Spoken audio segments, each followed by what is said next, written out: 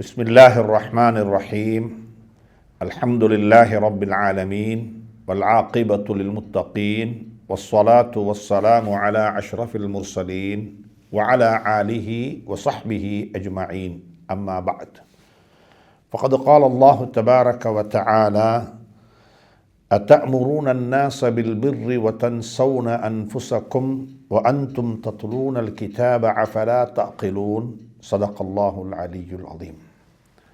கண்ணியத்துக்கும் மதிப்புக்கும் மரியாதைக்கும் உரிய அன்பின் சகோதர நண்பர்களே, பெரியவர்களே, தாய்மார்களே, சகோதரிகளே, அல்லாஹ் சுப்ஹானஹு தஆலா நம் அனைவரையும் பொருந்திக் கொள்ள வேண்டும், நம் அனைவருக்கும் அருள் பாலிக்க வேண்டும். நாங்கள் சென்ற வாரம் வஅகீமுஸ் ஸலா வஆத்துஸ் ஸகா வர்கஉ மஅர் ராக்கிஈன் என்று சொல்லக்கூடிய ஆயத்தை ஓதி, சூரத்துல் பக்ராவினுடைய 43வது ஆயத்தை ஓதி நாங்கள் ஒரு சில விடயங்களை படித்து கொண்டோம். அல்லாஹ் சுப்ஹானஹு தஆலா அமலுக்கு துணை புரிவானாக. தொழுகையை நிலைநாட்டுங்கள், தொழுகையை வீணாக்கி விடாதீர்கள், தொழுகையில் சோம்பேறிகளாக எழும்பி நிற்காதீர்கள். சுப்ஹானல்லாஹ். வைதா காமு இல ஸலாத்தி காமு குஸாலா, சோம்பேறிகளாக நிற்பார்கள், தொழுகையை வீணாக்குவார்கள், தொழுகையை பால்படுத்துவார்கள், அதே போல தொழுகையை ஹுஷூ ஹுதுவுடன் நிறைவேற்றுவார்கள். யாரு? முஃமின்கள். வல்லதீனஹும், அவர்கள் யாரென்றால் அவருடைய தொழுகையில் உள்ளச்சம் இறையச்சம் உள்ள மக்களாக இருப்பார்கள் என்ற கருத்தை குர்ஆன் ஊண்டி சொல்லி இருக்கிறது. எனவே அன்புக்குரிய நண்பர்களே, சகோதரர்களே, பெரியார்களே, அப்படிப்பட்ட தொழுகையை அல்லாஹ் நசீபாக்குவானாக. அதே போல் நாங்கள் ஒரு சோஷியல் ரெஸ்பான்சிபிலிட்டி, ஒரு சமூக பொறுப்பு என்று சொல்லி ஜகாத்தை நாங்கள் சித்தரித்தோம். சமூக பொறுப்பு என்று சொல்லுவதை விடவும் அது ஒரு இபாதத்து, அது ஒரு வணக்கம், அது ஒரு வழிபாடு என்றுதான் அது அடையாளப்படுத்தப்பட்டிருக்கிறது. அதனால் கிடைக்கக்கூடிய ஒரு லாபம், ஒரு பலன் தான் சமூக பொறுப்பு எங்களால் நிறைவேற்றப்படுகிறது. எனவே ஜகாத்தை நிறைவேற்றக்கூடியவர்கள் இந்த விடயத்தில் கவனமாக இருக்க வேண்டும். என்னுடைய அனுபவத்தில் படித்த கண்டுகொண்ட ஒரு கசப்பான உண்மை என்ன தெரியுமா? ஜகாத்து நிறுவனங்கள் அல்லது ஜகாத்து நிதியம், சுந்தூக்கு ஜகா என்று சொல்லி பல ஊர்களில் பெரும் பெரும் ஆர்கனைசேஷன்ஸ், அறக்கட்டளைகள் இருக்கிறது. ஜகாத்தை வசூலிக்க வேண்டும், ஜகாத்தை கொடுக்க வேண்டும், ஜகாத்து சரியாக நிர்வாகம் செய்யப்பட வேண்டும் என்று சொல்லி மாஷா அல்லாஹ் பல ஊர்களில் பல வகையான ஏற்பாடுகள் இருந்து கொண்டே இருக்கிறது. ஆனால் எத்தனை பேர் இருக்கிறார்கள் அதில் ஜகாத்து கொடுக்கக்கூடியவர்கள்? அவர்களுடைய ஜகாத்து அங்கே கொடுக்கப்படுகிறது, அவர்கள்தான் அதை நிர்வாகம் செய்கிறார்கள். ஏனென்றால் அநேகமான இடங்களில் ஒன்று ஜகாத்து வாங்கக்கூடியவர்கள் அல்லது அவர்களுக்கு ஜகாத்து கடமை இல்லை, ஏதோ ஒரு பொறுப்பை செய்கிறாங்க. வரவேற்கின்றேன். எப்படி ஜகாத்தை வசூலித்து ஜகாத்தை சரியான ஆட்களுக்கு கொண்டு போய் கொடுக்க வேண்டும் என்று நீங்கள் கவலைப்படுறீங்களோ, முயற்சி செய்கிறீங்களோ, அந்த முயற்சிகளை அல்லாஹ் ஏற்றுக்கொள்ள வேண்டும், பொருந்திக் கொள்ள வேண்டும். ஆனால் அதில் இருக்க வேண்டியவர்கள் யார் தெரியுமா? ஜகாத்து கொடுக்கக்கூடியவர்கள். ஜகாத், என்னுடைய ஜகாத் இருக்கிறது 10 மில்லியன், என்னுடைய ஜகாத் இருக்கிறது 50 மில்லியன், என்னுடைய ஜகாத்தை நாங்கள் 10 பேர் சேர்ந்து, ஊரில் இருக்கிற தனவந்தர்கள் 25-50 பேர் சேர்ந்து எங்கட ஜகாத்தை நாங்கள் நிர்வகிப்போமே என்று சொல்லி பணக்கார சமூகம், ஜகாத்து கொடுக்கக்கூடியவர்கள் முன்வர வேண்டும். இந்த நாட்டில் அது மிக குறைவாக இருக்கிறது, பஞ்சமாக இருக்கிறது. ஜகாத்து கொடுக்கக்கூடியவங்க நினைக்கிறாங்க, நாங்கள் கொடுத்துட்டோம், எங்களோட பொறுப்பு முடிந்ததை யாராவது ஒருத்தர் நிர்வாகம் செய்துவிட்டு போகட்டும் என்று சொல்லி. ஏனென்றால் அப்படி அல்ல. இன்னமுண்டையும் ஞாபகப்படுத்த விரும்புகின்றேன். ஜகாத்தை வசூலித்து கொடுக்க வேண்டும் என்று மக்களிடம் இருக்கக்கூடிய அந்த ஆசை, அபிலாசை, அதற்கு இருக்கிற ஒரு ஏக்கம், தொழுகைக்காக வேண்டி மக்களை அழைக்க வேண்டும், தொழுகைக்கு மக்களை கொண்டு வந்து சேர்க்க வேண்டும், மக்களை தொழுகையாளிகளாக மாற்றிவிட வேண்டும் என்ற அக்கறை, அதற்கான ஒரு அமைப்பு, அதற்கான ஒரு ஒன்றியம், அதற்கான ஒரு அறக்கட்டளை சமூகத்தில் ஏன் இல்லை? ஜகாத்தை வசூலிப்பதற்கு, ஜகாத்தை கொடுப்பதற்கான அறக்கட்டளைகளை எல்லாம் ஏற்பாடு செய்திருக்கின்றோம். மாஷா அல்லாஹ், நல்ல விடயம். நபி ஸல்லல்லாஹுடைய காலத்தில் அது இருந்துச்சு. அதே போல தொழுகையும் ஜகாத்தும் இணைத்து சொல்லப்பட்ட ஒன்று குர்ஆனில். பல இடங்களில் 80க்கு மேற்பட்ட இடங்களில் வஅகீமுஸ்ஸலா வஆத்துஸ் ஸக்கா, வஅகீமுஸ்ஸலா வஆத்துஸ் ஸக்கா, அல்லாஹ் ரெண்டையும் இணைத்து சொல்லியிருக்கின்றான். இணைத்து சொல்லப்பட்ட ஒன்றில் ஒன்றை ஒரு விதமாகவும் இன்னும் ஒன்றை இன்னும் ஒரு விதமாகவும் நடத்தாட்ட முடியாது. ஒவ்வொரு பள்ளியிலையும் ஜகாத்தை வசூலிப்பதற்கான ஏற்பாடுகள் இருப்பது போலவே கட்டாயமாக தொழுகைக்காக வேண்டி மக்களை கொண்டு வந்து சேர்க்க வேண்டும், தொழுகைக்காக வேண்டி மக்களை அழைக்க வேண்டும், தொழுகைக்காக வேண்டி மக்கள் பள்ளிக்கு வர வேண்டும். தொழுகைக்கு வராதவர்களை குறை தேடுவதல்ல, தஃபக்குது செய்ய வேண்டும். ஏன் அவர்கள் வரவில்லை? ஏதும் பிரச்சனையா? ஏதும் சிக்கலா? ஏன் அவர்கள் பள்ளியை விட்டும் தூரமாக இருக்கிறார்கள் என்று சொல்லி ஒரு ஜமாத்தாக, ஒரு அமைப்பாக, ஒரு இயக்கமாக இல்லாமல் ஊராக எங்களோட மஹல்லாவாசி, எங்களோட மஹல்லாவுக்கு வந்து கொண்டிருந்தவர் வரவில்லை, ஏன் வரவில்லை என்று சொல்லி அனைவருமாக சேர்ந்து ஒரு அடையாளம், நான் ஊர்வாசி, மஹல்லாவாசி, இந்த ஊரைச் சேர்ந்தவர்கள் என்று அவர் தொழுதால் அவருக்கு வரக்கூடிய அருள் பாக்கியத்தில் எனக்கும் பங்கு இருக்கிறது, அவர் தொழாவிட்டால் அதில் இவனுக்கு பங்கு இருக்கிறது. அந்த அடிப்படையில் ஜகாத்தை வசூலிப்பதற்காக வேண்டி ஒரு ஒன்றியத்தையும் ஒரு அமைப்பையும் அமைத்தது போல குறைஞ்சபட்சம் தொழுகைக்காக வேண்டி கொழும்பில் ஒரு சகோதரர் ஃபஜ்ர் கவுன்சில் என்று சொல்லி ஒன்றை ஆரம்பித்து அவருடைய நோக்கம் சுபஹு தொழுகைக்கு மக்கள் பள்ளிக்கு வர வேண்டும். சுப்ஹானல்லாஹ், நல்லொரு ஏற்பாடு. அவருடைய கவலை ஒரு முறை ஒரு சந்தர்ப்பத்தில் குறிப்பிடும் பொழுது சொன்னார், நோன்பு காலத்தில் பள்ளி வாயில்களுக்கு சுபகுக்கு எத்துணை பேர் வந்திருக்கிறார்களோ, வந்து கொண்டிருக்கிறார்களோ, அதே அளவு தொகை மக்கள் ஏனைய காலங்களிலும் சுபகு தொழுகைக்கு மக்கள் பள்ளிக்கு வர வேண்டும். அதற்கான ஒரு முயற்சி, சுப்ஹானல்லாஹ், நல்லொரு பாராட்டத்தக்க முயற்சி. சில சகோதரர்கள் ஒரு அமைப்பாக இயங்கி, ஒரு அமைப்பாக, அது ஒரு ஜமாத் அல்ல, ஒரு இயக்கம் அல்ல, ஒரு கட்சி அல்ல, ஊரில் ஒவ்வொரு மஹல்லாவிலையும் ஒவ்வொரு பள்ளிவாசல்லையும் நிர்வாகம், உலமாக்கள், பொதுமக்கள், வாலிபர்கள் என்று சொல்லி அனைவருமாக சேர்ந்து இதில் பாடுபடும் பொழுது எப்படி ஜகாத்தை வசூலித்து நாங்கள் கொடுத்துவிட்டு பெருமைப்படுகின்றோமோ அதே போல் பெருமைப்பட முடியும். மாஷா அல்லாஹ், எங்களோட ஊரில் இருக்கிற எல்லாருமே தொழுகிறாங்க. ஒரு சுவாரஸ்யமான செய்தி, ஆனால் எப்படி சொல்லுவது என்று தெரியாமல் சொல்லுகின்றேன். சென்ற வாரம் ஒரு பள்ளி வாயிலுக்கு ஜும்மாவுக்கு போயிருந்தேன். ஒரு நல்ல ஒரு இயற்கையான சூழலில், இயற்கையான ஒரு என்வாயர்மெண்ட்டில் இருக்கக்கூடிய பள்ளி வாயில், கிட்டத்தட்ட ஒரு 2000 குடும்பம் வாழக்கூடிய ஒரு ஊர். ஆனால் அவர்கள் வாழுகிறது நடுக்காட்டில், ஒரு ஜங்கல். சுப்ஹானல்லாஹ், இயற்கையான சூழல், விவசாயிகள், மாஷா அல்லாஹ், சிரித்த முகம் கொண்டவர்கள், வரவேற்பு தன்மையில் மிகவும் முன்னோடிகள். ஒரு ஆச்சரியமாக இருந்தது. அந்த ஊருக்கு போன சந்தர்ப்பத்தில் ஜும்மாவுடைய தொழுகைக்கு பிறகு கதைத்து கொண்டிருக்கும் பொழுது சபையில் வைத்த ஒரு சகோதரர் சொன்னார், எங்கள் ஊரில் ஒரு பழக்கம் இருக்கிறது ஹசரத், அது சரியா பிள்ளையா என்ற இடத்தில் கேட்ட சந்தர்ப்பத்தில் நான் மௌனம் சாதித்து விட்டேன். எங்கள் ஊரில் நாங்கள் மையவாடியை 2ஆக பிரித்து வைத்திருக்கின்றோம். மையவாடியை 2ஆக பிரித்து வைத்திருக்கின்றோம். ஒரு மையவாடி முஸ்லீம்களுடைய மையவாடி தான், எங்களோட ஊர் மையவாடி தான், அதில் முஸ்லீம்களைத்தான் நாங்கள் அடக்கம் செய்வோம். ஆனால் 2ஆக பிரிச்சிருக்கின்றோம். எப்படி?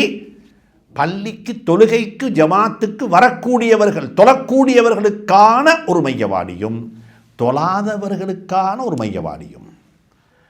இது சரியா பிழையா என்று என்னிடத்தில் கேட்டார்கள். நான் மௌனம் சாதித்து விட்டேன். இது உங்களோட ஊர் பிரச்சனை, இதில் நான் தலையை போட்டுக்கொள்ள விரும்ப இல்லை. அப்போ தான் சொன்னாங்க, இது போலீஸ் வரைக்கும் போய் நீதிமன்றத்துக்கு போவதற்கும் கிட்டவாகிவிட்டது. அப்படிப்பட்ட ஒரு தருணத்தில் அங்கிருந்த மூத்தவர்கள் எல்லாம் தலையிட்டு அதை கொஞ்சம் அடக்கி வாசியுங்கள் என்று எங்களுக்கு புத்தி சொன்னார்கள். நாங்கள் அதை கைவிடவில்லை, ஆனாலும் அடக்கி வாசித்து கொண்டிருக்கிறோம் என்ற கருத்தை சொல்லிவிட்டு சொன்னார்கள், இந்த ஒரு நடைமுறையை கொண்டு வந்த சந்தர்ப்பத்தில் மாஷா அல்லாஹ் பள்ளிகளில் ஜமாத்து, சுபஹுடைய ஜமாத்தாக இருக்கலாம், முஹருடைய ஜமாத்தாக இருக்கலாம், 2 தடவைகள் ஜமாத்து செய்திருக்கின்றோம். என்றால் ஒரு பள்ளி போதாது, பள்ளி நிறைந்து வழிந்தது. அன்புக்குரிய நண்பர்களே, சகோதரர்களே, நான் அந்த முயற்சியை சரி காணவும் இல்லை, பிழையாக சொல்லவும் இல்லை. நான் என்ன சொல்லுகிறேன், அவருடைய நோக்கம் ஜனாசாவை பிரித்து அடக்குவதல்ல, மக்கள் தொழுகைக்காக வேண்டி வர வேண்டும். பள்ளி வாயிலில் மக்கள் வந்து தொழ வேண்டும், தொழுகையை கொண்டு நம்மை முஸ்லீம் என்று அறிமுகப்படுத்த வேண்டும், பள்ளியுடன் மக்கள் இணைய வேண்டும் என்ற ஒரு நோக்கத்துக்காக வேண்டித்தான் அவர்கள் அப்படி செய்தார்கள். நிச்சயமாக அதுதான் அவருடைய நோக்கம், மக்களை பிரித்து காட்டுவதல்ல. ஆனாலும் அதனால் வரக்கூடிய விளைவுகள் பாரதூரமானதாக இருக்கும் என்பது எனக்கும் தெரியும். அதை நான் அவர்களிடத்தில் மௌனமாக இருந்து விட்டு வந்து விட்டேன். என்ன சொல்ல வாரேன் என்றால், ஒரு பாராட்டத்தக்க முயற்சி. நான் இன்னும் ஒரு விஷயத்தை உங்களுடன் பகிர்ந்து கொள்ள விரும்புகின்றேன். ஏன்னா சமூகம் என்று சொல்லும் பொழுது தனக்கு எந்த இடத்துல வாசி இருக்குதோ அதில் காட்டக்கூடிய ஆர்வம் தான் இழக்க வேண்டி வருமே என்ற நேரத்தில் மக்கள் காட்டுவது மிக குறைவு. கடந்த ஒரு 2-3 தசாப்தங்களாக நான் கொஞ்சம் கூட குறைய அனந்தர சொத்து சம்பந்தமாக பேசி வருகின்றேன். அனந்தர சொத்து இப்படித்தான் பங்கிட்டு கொடுக்கப்பட வேண்டும், மௌத்தானவருடைய சொத்துக்கள் இப்படித்தான் கொடுக்கப்பட வேண்டும், அவருடைய சொத்தில் இவருக்கு இவ்வளவு பங்கு என்ற விடயங்களை எல்லாம் ஏதோ எனக்கு தெரிந்த மட்டில் அளவில் மக்களுக்கு மத்தியில் அதை சமூகமயப்படுத்தி இருக்கின்றேன். அல்ஹம்துலில்லாஹ், மக்கள் அதை பற்றி ஒரு தெளிவும் பெற்றிருக்கிறார்கள். ஆனாலும் என்னிடத்தில் கேட்டு வரக்கூடிய மசாலாக்கள் அல்லது அபிப்பிராயங்கள், கன்சல்டேஷன், ஆலோசனைகள் பெரும்பாலும் வாரது யாரு தெரியுமா? கொடுக்க வேண்டிய ஆட்கள் வருவது மிக குறைவு. வர இல்லை என்று சொல்லல, கொடுக்க வேண்டிய ஆட்கள் வருவது மிக குறைவு. நான் பிரித்து கொடுத்துருடமே, நான வாராரு, வாப்பா மௌத்தாகிட்டார், நான் தான் மூத்தவன், வாப்பாக்கு அடுத்தபடியாக நான் தான் இருக்கிறேன், இந்த சொத்துக்களை எல்லாம் சரியாக முறையாக பிரித்து கொடுக்க வேண்டும், எனக்கு தெளிவு வேண்டும் என்று வரக்கூடியவர்கள் மிக குறைவு வந்திருக்கிறாங்க. அல்லாஹ்வுக்கு அருள் செய்வானாக, அல்லாஹ்வுக்கு அருள் செய்வானாக. எத்தனையோ உதாரணங்கள் இருக்கிறது, இப்படியெல்லாம் நடந்து கொண்டார்கள், இப்படியெல்லாம் பிரித்து கொடுத்தார்கள் என்று சொல்லக்கூடியவைகள் எல்லாம் ஆச்சரியமான சம்பவங்கள், நிகழ்வுகள் இந்த காலத்தில் நடைபெற்றிருக்கிறது. ஆனால் அதிகமாக வரக்கூடியவங்க யார் தெரியுமா? எனக்கு எவ்வளவு கிடைக்கும், எனக்கு ஏன் தாராங்கில்லை, இதுக்கு என்ன மார்க்க சட்டம்? யாருக்கு கிடைக்க இல்லையோ, யாருக்கு கிடைக்குமோ என்ற கனவு கண்டு கொண்டிருக்கிறார்களோ அவர்கள் கேட்டு வரக்கூடிய ஃபத்வாக்கள் தான் 90%. சில கட்டங்களில் தம்பி மௌத்தாக இருப்பார், நானா ஓடி வருவார், எங்களை தம்பி மௌத்தாக இருக்கிறாரு, எனவே இதில் சொத்தில் பங்கு இருக்குதா? இல்லை, நான் தம்பிக்கு ஆண் குழந்தைகள் இருப்பாங்க என்றிருந்தால் சகோதரர்களுக்கு எந்த பங்கும் கிடைக்க மாட்டாது என்று சொன்னால் அது எப்படி அது என்று கேள்வி கேட்கக்கூடியவர்களும் இருக்கத்தான் செய்கிறார்கள். சுப்ஹானல்லாஹ். நான் அன்பாக சொல்லுகின்றேன், ஜகாத்து கொடுப்பதற்கு எப்படி ஜகாத்து கொடுக்கக்கூடியவர்கள், தந்த பணத்தை ஜகாத்தாக கொடுக்கக்கூடியவர்கள் ஒரு நிதியத்தை உருவாக்கி பள்ளிவாசல் இருக்கக்கூடிய அந்த சம்மேளனத்தில், அந்த ஜகாத்து நிதியத்தில் அவர்கள் மெம்பர்ஷிப் எடுத்து அங்கத்தவர்களாக மாறி எங்களோட ஜகாத்தை நாங்கள் ஒன்றாக கலெக்ட் பண்ணி கொடுக்கறதுல ஜகாத்து கொடுக்கக்கூடியவர்கள் எப்படி பங்காளிகளாக வர வேண்டுமோ அனந்தர சொத்து விஷயத்திலேயும் அப்படித்தான் வர வேண்டும். அனந்தர சொத்துக்கு பொறுப்பாக இருக்கக்கூடியவர், சொத்தை பிரித்து கொடுக்க வேண்டியவர், அவர் வர வேண்டும். இது குர்ஆனில் எச்சரிக்கை செய்யப்பட்ட, நரகத்தில் நிரந்தரமாக இருப்பார்கள் என்று எச்சரிக்கை செய்யப்பட்ட 3 பாவங்களில் ஒரு பாவம்தான் அனந்தர சொத்தில் செய்யக்கூடிய துரோகம். அந்த துரோகியாக நான் மாறிவிடக்கூடாது என்று சொல்லி கேட்டு வரக்கூடியவர்கள் மிக குறைவு. அன்பாக சொல்லுகிறேன், இதுதான் எங்களுடைய மனோநிலை. அல்லாஹ் சுப்ஹானஹு வ தஆலா அந்த நிலைமையை சீராக்கி வைப்பானாக. வாங்கக்கூடியவர்கள் என்னுடைய பங்கு எவ்வளவு என்று கேட்டு வரக்கூடாது என்று சொல்லவில்லை, கன்சல்டேஷன் செய்ய வரக்கூடாது என்று சொல்லவில்லை. உலமாக்களை நாடி மதரசாக்களுக்கு போய் அங்கு இருக்கக்கூடிய சங்கையான உலமாக்களை கண்ணியப்படுத்தி அவரிடத்தில் ஃபத்வாக்கள் கேட்டுக்கொள்ளுங்கள். கேட்கத்தான் வேண்டும். எனக்கு எதுவும் இருக்கிறதா, என்னுடைய ஹக்கை கேட்டு பெற்றுக்கொள்வது ஒரு மார்க்கம், கேட்கத்தான் வேண்டும். சாத் இப்னு ரபீஅ ரலியல்லாஹு அன்ஹு வைஃப் பைத்து கேட்டான், சாத் இப்னு ரபீஆ ரலியல்லாஹு மௌத்தான சந்தர்ப்பத்தில் அவருடைய சகோதரர் எல்லாத்தையும் எடுத்துக்கொண்டு போன சந்தர்ப்பத்தில் அந்த சாத் இப்னு ரபீஆ அவருடைய மனைவி போய் கேட்ட கேள்விதான் ஆயத்துல் மீராசுடைய அனந்தரத்துக்கு சம்பந்தமான தெளிவு உலகத்துக்கு இறங்கிறதுக்கு காரணமாக அமைந்தது. எனவே கேட்டு போவது குத்தம் அல்ல, ஆனால் அதை விடவும் முக்கியமாக இருக்க வேண்டும், பிரித்து கொடுப்பது எப்படி, இந்த பொறுப்பிலிருந்து நான் எப்படி நீங்கி விடுவது, கொடுத்து விடுவோமே. ஏனென்றா யாருக்கு கிடைக்க வேண்டுமோ அவர்களுக்கு வேணுமென்றால் மன்னித்து விடவும் முடியும். எனக்கு தர வேண்டியதை தர இல்லை, நான் மன்னிச்சிட்டேன், அது அவர்களுக்கு ஹலாலாகட்டும் என்று சொல்லிக்கொள்ளவும் முடியும். கொடுக்க வேண்டியதை உங்களுக்கு மன்னித்து விட முடியாது, நீங்கள் கொடுத்துத்தான் ஆக வேண்டும். வாப்பா கொடுக்க வேண்டும், வாப்பா கொடுக்காமலே மௌத்தாகிட்டாரு. வாப்பா செய்த தவறை குழந்தைகள் நீடிக்கக்கூடாது, வாப்பா செய்த பாவத்தை குழந்தைகள் நீடிக்கக்கூடாது. வாப்பக்கு பாரமாக குழந்தைகள் தௌபா செய்து விட வேண்டும். சாட்சமாற கூப்பிட்டு எங்களோட வாப்பா இப்படிப்பட்ட ஒரு தவறு செய்து விட்டார், அறியாத்தனத்தின் காரணமாக, தெரியாத்தனத்தின் காரணமாக அல்லது அதை பிற்போட்டதின் காரணமாக இந்த நிகழ்வு நடந்துவிட்டது, இதை கண்டினியூ பண்ண முடியாது, இதை பிரித்து கொடுக்க வேண்டும் என்று சொல்லி முன்வர வேண்டும் அப்படிப்பட்டவர்கள். எனவே மிக இரக்கமாக சொல்லுகின்றேன், என்னுடைய கருத்து என்னவென்று சொன்னால், யாருக்கு பங்கு கிடைக்க வேண்டுமோ அவர்கள் அதை கேட்டு வருவதை விட கூடுதலாக இதை பிரித்து கொடுத்து விட வேண்டும், இந்த பொறுப்பிலிருந்து வெளியே வந்து விட வேண்டும் என்று சொல்லக்கூடியவர்கள் தான் இதை அதிகமாக கேட்டு வர வேண்டும். அப்படி வந்தால்தான் சமூகம் இன்னும் உயிரோட்டத்துடன் வாழ்ந்து கொண்டிருக்கிறது, சமூகத்தில் இன்னும் இஸ்லாமிய உணர்வுகள் இருக்கிறது, ஹராம் ஹலாலை பற்றி அச்சம் இருக்கிறது என்பதை எங்களால் புரிந்து கொள்ள முடியும். அல்லாஹ் சுப்ஹானஹு வ தஆலா அதற்குரிய உம்மத்தாக நாம் அனைவரையும் ஆக்கி வைப்பானாக.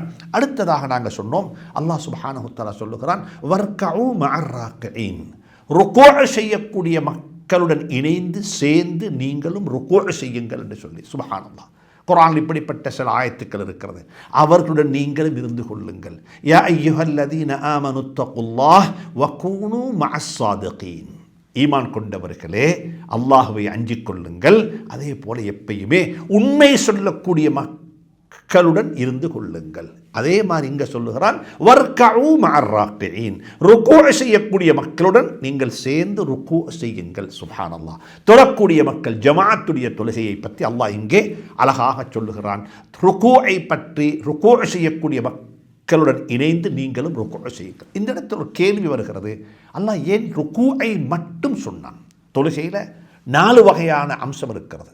கியாம் நிலை, ருக்கூ, சுஜூத், ஜுலூஸ் அமர்வு.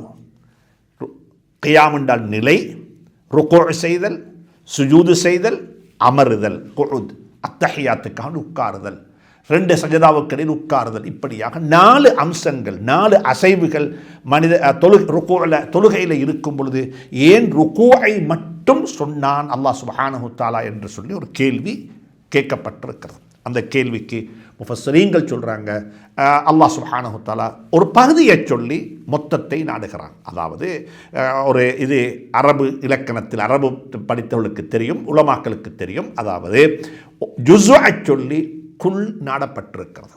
எல்லாத்தையும் சொல்ல முடியாது. வக்கூனு மஅஸ் ஸாஜிதீன் வக்கூனு மஅல் காயிதீன் வக்கூனு மஅல் காயிமீன் என்று சொல்லாமல் ஒன்றை சொல்லி எல்லாத்தையும் அல்லாஹ் ஒட்டுமொத்தமாக நாடுகிறான். வக்கூனு மஅர் ராக்கிஈன். சரி, இன்னொரு கேள்வி சொல்லப்பட்டிருக்கிறது, இன்னொரு பதிலும் சொல்லப்பட்டிருக்கிறது. ஏன் ருக்கூஐ அல்லாஹ் சுப்ஹானஹு வ தஆலா குறிப்பிட்டு சொன்னான் என்று சொன்னால், யூதர்களுடைய தொழுகையில் 3 அம்சங்கள் இருக்கும். கியாம் இருக்கும், சுஜூத் இருக்கும், ஜுலூஸ் இருக்கும், இருப்பு இருக்கும். ஆனால் ருக்கூ அவருடைய தொழுகையிலே இல்லை. அதனால தான் அல்லாஹ் சுப்ஹானஹு வ தஆலா, இமாம் குர்துபி ரஹ்மத்துல்லாஹி அலைஹி சொல்றாங்க, இன்னமா ஹஸ்ஸ ருக்கூஅ பிஸ்ஸிக்ரி லிஅன்ன பனி இஸ்ராயீல் லம் யகுன் ஃபீ ஸலாத்திஹிம் ருக்கூ. பனு இஸ்ராயீல்களுடைய, யூதர்களுடைய தொழுகையில் ருக்கூ என்று சொல்லக்கூடியது இருக்க இல்லை.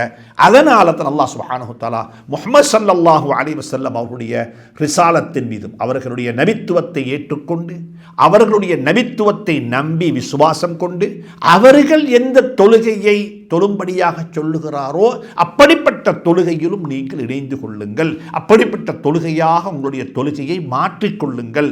நீங்கள் தொழுது வந்த தொழுகையை விட்டுவிடுங்கள். அதல்ல தொழுகை, அது மாற்றப்பட்ட தொழுகை. இப்ப இந்த தொழுகையை நீங்கள் தொழுங்கள் என்று சொல்லி அல்லாஹ் சுப்ஹானஹு வ தஆலா அவர்களுக்கு சொல்லுவதற்காக வேண்டித்தான் வகூனு வர்கஉ மஅர் ராக்கிஈன் என்று சொல்லி அல்லாஹ் சொன்னான் என்று சொல்லி முஃபஸ்ஸிரீன்கள் எழுதியிருக்கிறாங்க. இமாம் குர்துபி ரஹ்மத்துல்லாஹி அலைஹி போன்றவர்கள் அந்த கருத்தை பதிவு செய்திருக்கிறார்கள். அதற்கு அடுத்ததாக அல்லாஹ் சுப்ஹானஹு வ தஆலா இன்னும் ஒரு முக்கியமான விடயத்தை சொல்லுகின்றான். அல்லாஹ் எனக்கும் உங்களுக்கும் தௌஃபீக் செய்வானாக. குர்ஆனுடைய சில ஆயத்துக்கள் தஃப்சீர் செய்வதற்கு, அதை மக்களுக்கு மத்தியில் பேசுவதற்கு பயமாகவும் இருக்கிறது, அச்சமாகவும் இருக்கிறது. அப்படிப்பட்ட ஆயத்துக்கள் ஒரு ஆயத்து தான் இந்த ஆயத்து. சில சந்தர்ப்பங்களில் சில முஃபஸ்ஸிரீன்கள் குறிப்பிட்டிருக்கிறார்கள், நாங்கள் குர்ஆனை ஓதிக்கொண்டிருப்போம், நாங்களே எங்களுக்கு பதுவா செய்து கொள்வோம். அலா லஅனத்துல்லாஹி அலல் காதிபீன், பொய்யர்கள் மீது லஅனத்துண்டாகட்டும் என்ற ஆயத்தை ஒரு பொய்யன் ஓதினால் அந்த பொய்யன், அந்த பொய் சொல்லக்கூடிய சகோதரர், அவருக்கே அவர் பதுவா செய்து கொள்கிறார். அலா லஅனத்துல்லாஹி அலல் ஸாலிமீன், அநியாயக்காரர்கள் மீது அல்லாஹ் லஅனத்து செய்வானாக என்ற ஆயத்தை ஓதுகிறார். தொழுகையில் அவர் உட்கார்ந்து நின்று கொண்டு இமாம் ஓத கேட்டுக்கொண்டிருக்கிறார். அவர் அநியாயக்காரராக இருந்தால் அவரே அவருக்கு சாபமிட்டுக் கொள்கிறார், அவரே அவருக்கு பதுவா செய்து கொள்கிறார். ஒரு ஆலிமாக இருந்தால், ஒரு ஆலிம் மக்களுக்கு நல்லதை சொல்லக்கூடியவர், மக்களுக்கு உபதேசம் செய்யக்கூடியவர், இன்னல்லதீன யக்துமூன மா அன்ஸல்னாஹு மினல் பையினாத்தி வல் ஹுதா மின் பஅதி மா பையன்னாஹு லின்னாஸி ஃபில் கிதாப் உலாயிக யல்அன்ஹுமுல்லாஹு வ யல்அன்ஹுமுல் லாயினூன். உண்மையை மறைக்கக்கூடியவர்களுக்கு அல்லாஹ் லஅனத்து செய்கிறான். அல்லாஹுடைய படைப்பினங்கள் இருந்து எவைகளெல்லாம் லஅனத்து செய்யுமோ அவைகளெல்லாம் லஅனத்து செய்கிறது. இல்மு படிக்க போல ஒருவருக்கு கடலில் உள்ள மீன்களும் விண்ணில் உள்ள பறவைகளும் பொந்துகளில் உள்ள படைப்பினமும் பிரார்த்தனைகள் செய்கிறது என்று ஹதீஸில் இருக்கும் என்றிருந்தால், அவைகளை மறைத்தால் உலாயிக யல்அன்ஹுமுல்லாஹு வ யல்அன்ஹுமுல் லாயினூன், உண்மை மறைக்கப்படக்கூடாது, உண்மை தெளிவுபடுத்தப்பட வேண்டும், உண்மை சமூகத்துக்கு சொல்லப்பட வேண்டும். எனவே இப்படிப்பட்ட சில ஆயத்துக்களை ஓதும் பொழுது பயமாகவும் இருக்கும். அல்லாஹ் சுப்ஹானஹு வ தஆலா படித்தவைகளையும் கற்றுக்கொண்டவைகளையும் பேசிக்கொண்டிருப்பவைகளையும் அமல் செய்வதற்கு அல்லாஹ் துணை புரிவானாக. உங்கள் அனைவருடைய துஆவிலும் அடியேனையும் இணைத்துக் கொள்ளுங்கள். அல்லாஹ் சுப்ஹானஹு வ தஆலா அமலுக்கு தௌஃபீக் செய்ய வேண்டும். அப்படிப்பட்ட ஒரு ஆயத்து தான் இந்த 44வது ஆயத்து. சூரத்துல் பக்ராவினுடைய 44வது ஆயத்தும் அப்படிப்பட்ட ஒரு ஆயத்து தான். அந்த ஆயத்தில் அல்லாஹ் சுப்ஹானஹு வ தஆலா எங்கள்கிட்ட ஒரு கேள்வி கேட்கிறான். கண்ணியமானவர்களே, பனு இஸ்ராயில் யூத சமூகத்தை பார்த்து விழித்த ஒரு ஆயத்தாக இந்த ஆயத்து இருந்தாலும் அது அவர்களுக்கு மட்டுமானதல்ல. அது அவர்களுக்கு மட்டுமானதல்ல. சில ஆயத்துகள் இருக்கிறது அவரவர்களுக்கு மட்டும் சொந்தமானது. ஸல்லல்லாஹு அலைஹி வஸல்லம் அவர்களுக்கு மட்டும் சொந்தமான சில ஆயத்துக்கள் குர்ஆனில் இருக்கிறது. அது இன்னும் ஒருவருக்கு அது சாராது. ஆனால் சில ஆயத்துக்கள் வெளித்தோட்டத்தில் பார்த்து அவர்களை மட்டும் பார்த்து குறிப்பாக பேசுவதாக இருந்தாலும் அது அவர்களுக்கு மட்டுமல்ல, அது எல்லாருக்கும் சொந்தமானது. அதில் ஒன்று தான் இதுவும். அத்தஅமுரூன அன்னாஸ பில் பிர், மக்களுக்கு நன்மையை கொண்டு நீங்கள் ஏவிக்கொண்டிருக்கிறீர்கள். அத்தஅமுரூன, ஏவுகிறீர்களா, நீங்கள் ஏவுகிறீர்களா அன்னாச மக்களுக்கு பில்பிர் நலவை கொண்டு நலவு செய்யுங்கோ நலவு செய்யுங்கோ நலவு செய்யுங்கோன்னு மக்களுக்கு சொல்கிறீங்க. வத்தன்சௌன அன்ஃபுஸக்கும், உங்களை நீங்கள் மறந்த நிலையில். உங்கள்கிட்ட அது இல்லை, உங்கள்கிட்ட அது இல்லை. உங்கள்கிட்ட இல்லாத நிலையில் அந்த நலவு, அந்த நல்ல கர்மம், அந்த நல்ல விடயம் உங்களுடைய வாழ்க்கையில் இல்லாத நிலையில் நீங்கள் அதனை மக்களுக்கு சொல்லுகிறீர்களா, ஏவுகிறீர்களா? அதுவும் வஅன்தும் தத்லூனல் கிதாப், உங்களுக்கு இறக்கி வைக்கப்பட்ட அந்த கிதாபு வேதம், அதனை ஓதிக்கொண்டும் இருக்கிறீர்கள், திலாவத்து செய்து கொண்டும் இருக்கிறீர்கள். அஃபலா தாக்கீலூன், கொஞ்சம் சிந்திக்க மாட்டீங்களா, கொஞ்சம் யோசிக்க மாட்டீங்களா நாங்கள் செய்கிறது சரியான்னு சொல்லி? அன்புக்குரிய நண்பர்களே, சகோதரர்களே, இந்த ஆயத்தை சம்பந்தமாக இன்ஷா அல்லாஹ் படிக்க வேண்டும்.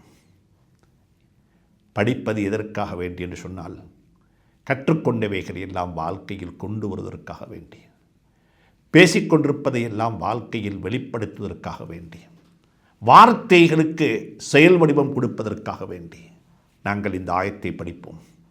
இந்த ஆயத்தை சம்பந்தமாக விரிவாக கொஞ்சம் பேசுவோம். நிச்சயமாக அது எனக்கு பிரயோஜனம் கொடுக்கும் என்று நான் நினைக்கின்றேன். அது எனக்கு வழிகாட்டும் என்று நான் நினைக்கின்றேன். பேசிக்கொண்டிருப்போம். வாழ்க்கையில் இருப்பதை பேசும் பொழுது பெருமை வருவதற்கு காரணமாக அமையும். இல்லாததை குற்ற உணர்வுடன் பேசும் பொழுது அல்லாஹ் சுப்ஹானஹு தஆலா நிச்சயமாக அமலுக்கு தௌஃபீக் செய்வான். அமலுக்கு தௌஃபீக் செய்வான். அல்லாஹ் அந்த பாக்கியத்தை எனக்கு உங்களுக்கு நசீபாக்குவானாக. தஹஜ்ஜத்து தொழக்கூடிய ஒருவர் தஹஜ்ஜத்தை பற்றி பேசும் பொழுது ஷைத்தான் அவருடைய உள்ளத்தில் ஒரு தற்பெருமையை ஏற்படுத்தி விடலாம். அவருக்கு அந்த பயம் இருக்கிறது. வாழ்க்கையில் செய்யாததை பேசும் பொழுது இந்த பயம் இருக்கிறது. எனவே வாழ்க்கையில் பயந்து பயந்து ஆதரவு வைத்து வைத்து அல்லாஹுடைய அருளை ஆதரவு வைத்து கொண்டே பேச வேண்டும், கதைக்க வேண்டும், நலவு செய்ய வேண்டும். அல்லாஹுடைய அதிருப்தியை பயந்து பயந்து நல்லமல் செய்ய வேண்டும். அல்லாஹ் ஏற்றுக்கொள்ள வேண்டும். பழைய துணியை சுருட்டி முகத்தில் வீசப்படுவது போன்று எங்களுடைய அமல்களை சுருட்டி அப்படி அல்லாஹ் வீசிவிடக்கூடாது, ஏற்றுக்கொள்ள வேண்டும். இப்ராஹிம் அலைஹிஸ்ஸலாத்து வஸ்ஸலாம் அவர்களும் அவருடைய அருமை மகனார் இஸ்மாயில் அலைஹிஸ்ஸலாத்து வஸ்ஸலாம் அவர்களும் காபத்துல்லாவை கட்டி முடித்ததற்கு பிறகு கேட்ட துஆ, ரப்பனா தகப்பல் மின்னா இன்னக அன்தஸ் ஸமீஉல் அலீம், இறைவா எங்களை நீ பொருந்திக் கொள்வாயாக. அந்த துஆவுடன் விடைபெறுகின்றேன். யா அல்லாஹ் நம் அனைவரையும் பொருந்திக் கொள்வாயாக, நம் அனைவரையும் ஏற்றுக்கொள்வாயாக. வஸ்ஸலாமு அலைக்கும் வரஹ்மத்துல்லாஹி வபரகாத்துஹு.